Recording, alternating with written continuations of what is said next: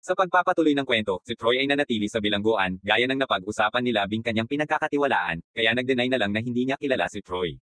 Nagalit ang warden dahil nagsayang umano ito ng oras. Pinaalis ng warden si Troy. At sinabi ng warden kay Butch na, dapat mawala ito Troy na ito, kung may kinalaman sa mga illegal na gawain sa loob ng selda.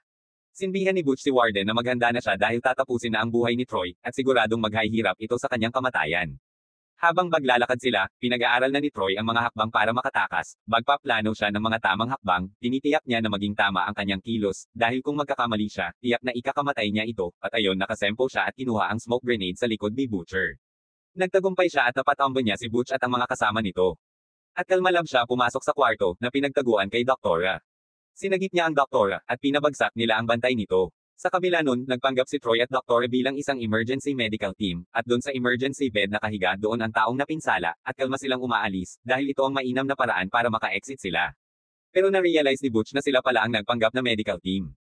Kaya naman dali-dali nilang hinabol ito. Pero sa sobrang pagkataranta nila di nila mahanap at mabuksan ang mga pintuan. Ayaw nilang makatakas sina Troy dahil kapalit nito ang kanilang trabaho at proud rin silang makulong. Habang malapit na sila sa gate palabas, sumisigaw si Butch para hindi mabuksan ang gate. At dinarinig ng gwardiya, at binigyan ito ng isang suntok ni Troy.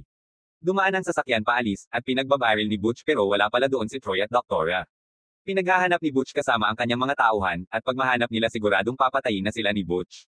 Si Troy at Doktora ay nagtatago sa isang napakagandang hotel, at yun pa ang hindi matukoy kung saan ito, mukhang may sekretong lagusan silang dinaanan, kaya hindi sila mahanap-hanap ni Butch.